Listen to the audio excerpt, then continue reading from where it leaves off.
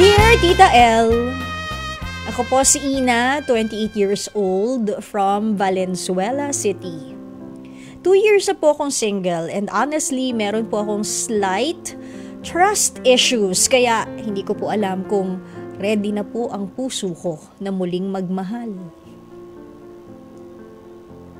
Nahuli ko noon ang ex ko na may ibang mga babaeng ka-chat gamit ang kakadiskubre ko lang din na dummy account niya. Abay talagang... At hanggang ngayon, natatakot po akong mag-boyfriend ulit dahil sa kawalang katiyakang tiwala. Pero meron po akong ka-MU ngayon. Ang setup po namin, nagde-date kami ng walang label. At para ibahagi po yung kanyang kwento, makakausap po natin live sa telepono si Ina. Ina, shout out! Hello po. Hi! Good evening! Okay, Ina. Yes. Sobra ka bang na-traumatize dito sa ex mo? Opo, sobra po. Ilang taon ba kayo naging kayo? 7 months lang po. 7 months? You Yes were po. traumatized from a 7 months na ex na Yes. na relationship. Pero gaano Yes kayo po. katagal na nagligawan? Mga 4 months po. Okay. And then, ilang taon or months na kayong break? 2 years na po. Matagal na. Yes So, po. it took you 2 years to realize that you're probably falling for somebody else? Yes po. So ngayon, ano ang, when you say wala kayong label nitong ka-MU mo na boylet, Yes po. Yes po. ano naman yung ginagawa nyo pag nagde-date kayo? Ano po, kumakain po kami sa labas. Yan. Tapos mapasyal po sa bahay. Nagluluto po kami Wow. together. Oh, nagluluto together. What are you cooking together? Ha? Kaninong bahay first? Kaninong bahay? Secret joke lang. Kanino? Sa'yo o sa kanya? Sa amin po. Bahay nyo? Yes po. May kasama ka sa bahay? Yes po. Si- Sila mama po. Andiyan ba si mama at si papa kapag ka nagluluto kayo? Yes po. Anong niluluto nyo? Depende po. Actually, kanina lang po, pansit. Wow, ang saya. Para kang karinderya. Ang saya naman, nagluluto kayo ng pansit. Kanton? Ha? Pansit ba to? Kanton? Kanton? Ha? How long has this been going on that you're cooking canton? Huh?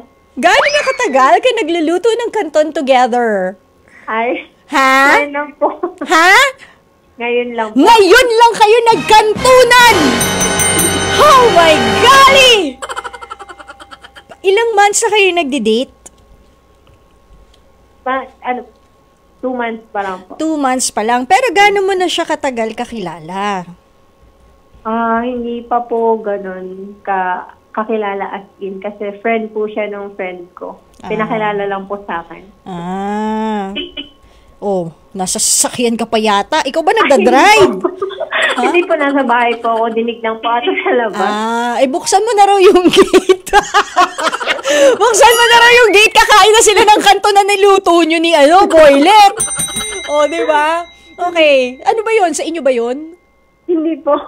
Okay. Sa kapitbahay. Okay. Opo. Sige. So, friend siya ng friend mo and 2 months pa lang kayo magkakilala o 2 months pa lang niya ikaw na pinipursue? Opo.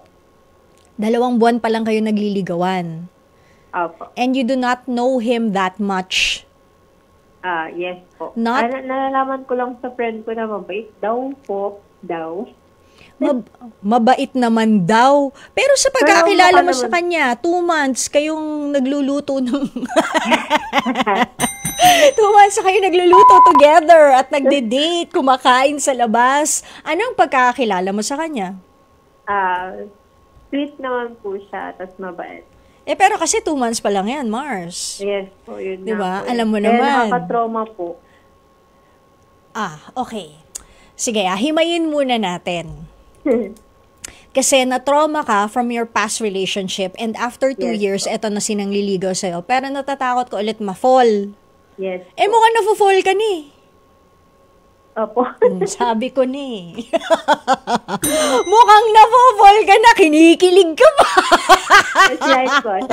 Bakit? Masarap ba siya magluto ng kanton? Ha? Masarap? Kumpleto swicados ba? Ha? Pack na pack? Maraming chicken? Umaapaw po. Umaapaw! Saucy? Ha? Grabe talaga dahil sa kanto na yan eh. Na-inlove eh. Yun na ba yung final straw? Kaya medyo nai-inlove, nagfo-fall ka na? Kasi isa ba yun sa mga weaknesses mo, guys, na masarap magluto? O marunong magluto? Yes po. Totoo po yan. Yung baliktad. The way to a woman's heart is through her stomach. Pero ikaw ba, masarap ka rin magluto?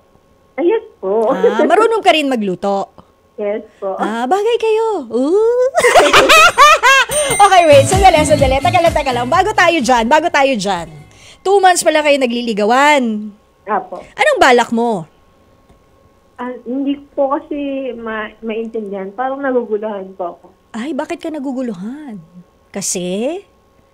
Natatakot po ako kasi may ex siya na matagal. May ano siya? May ex siya? Na 9 years po sila. Okay. And nag-break ba sila? Siyempre, ex na nga eh. Matagal na silang wala? Yes po. Like how long? December daw po. December daw? Bakit may daw? May duda ka ba? Iba ba kutob mo? Yes.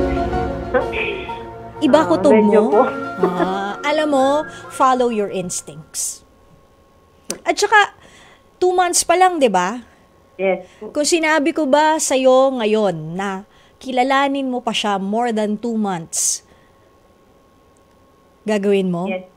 Yes po, opo. Kasi, gusto ko siya, pero parang ang hirap pumasok sa isang relationship ngayon dahil sa trust issues ko. Well, not actually dahil din sa trust issues mo, pero kasi not until it's over sa kanilang dalawa, magmumukha ka pang ng agaw ng kanton. Diba? So, Yes, iba pa yun eh. Siguro, ang dapat mo munang gawin, kasi alam mo, Mars, ang basa ko, habang tumitingala ako sa kisame namin na ang linis pala. Oo, ngayon ko lang na-notice malinis pala tong galing ni Direk Joey, no? Ini-scrub talaga niya. So, alam mo, Mars, sa tingin ko, na-surpass mo na yung fear mo na magkaroon ng jowa o magjowa ulit o umibig muli. Kasi tumitibok na ulit yung puso mo for this guy who cooked pancit canton a few hours ago for you. Tumitibok na Kinikilig ka na nga, Ayan, Epekto yan ng betchy nung kanton. Magic sarap. Diba? Na-surpass mo na yun You're ready to fall.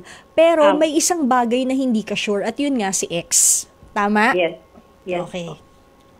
Mas maganda siguro, patagalin mo muna ng ilang buwan, kilalanin mo muna siyang maigi. Kasi kung kayo, at kung may patience naman siya, antayin ka niya.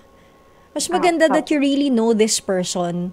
Kasi kung bigla ka na lang mag-jump in a relationship, as in maging kayo agad, nalagyan nyo na agad ng period at label yung kung ano man ang meron kayo ngayon. Baka mamaya talagang maulit na naman yung nangyari sa'yo before. Or, ang ending niyan, alam mo, pagdududahan mo siya lagi, kawawa rin naman kung loyal siya sa'yo. Gusto mo ba yun? Hindi po. Oo, kaya nga. 'Di ba? So, mas maganda siguro kilalanin mo muna siya. Yung mas matagal. Kasi, kung talaga namang gusto ka niya, mag-aantay at mag-aantay siya. 'Di ba? Diba? May nagpapatanong, ano ba daw ang pangalan nitong boylet na ito? Secret. Mr. Secret. Akala namin kasi Mr. Right. Ikaw na ba si Mr. Right? Tago ko po muna. Love my life. Ikaw na ba ang lasing sa ibabaw ng Cupcake ko. Ano ba?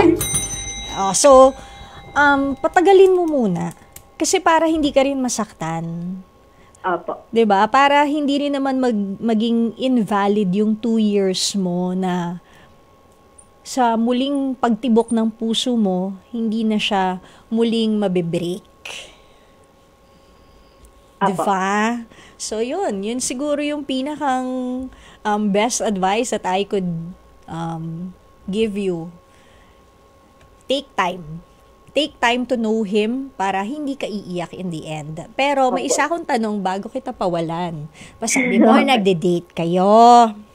Apo. Nagde-date kayo, te. Tapos, hinahatid ka niya sa inyo.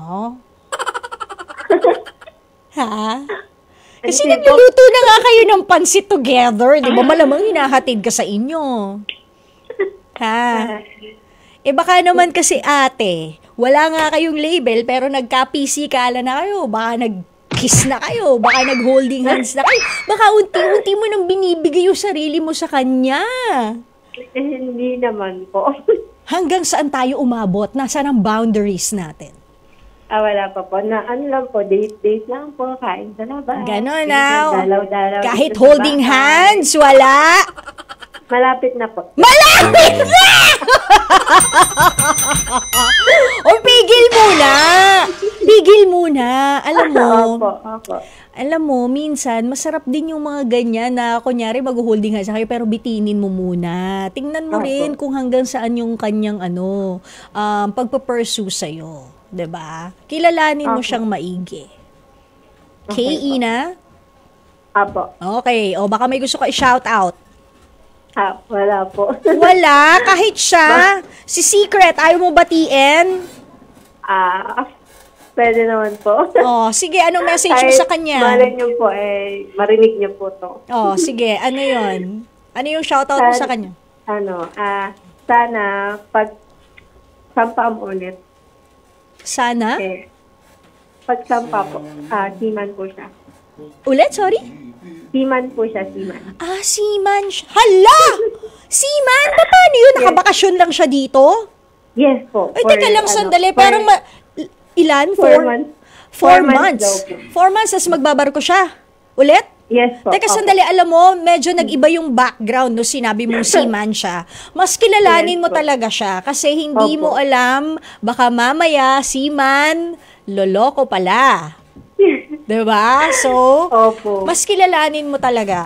I suggest, mas tagalan nyo pa yung yung pagkakakilanlan nyo sa isa't isa para at least hindi ka naiiyak at baka mamaya mas marami pa sa dagat ang iiyak mo. Apo. Diba? Okay. Thank you, Ina.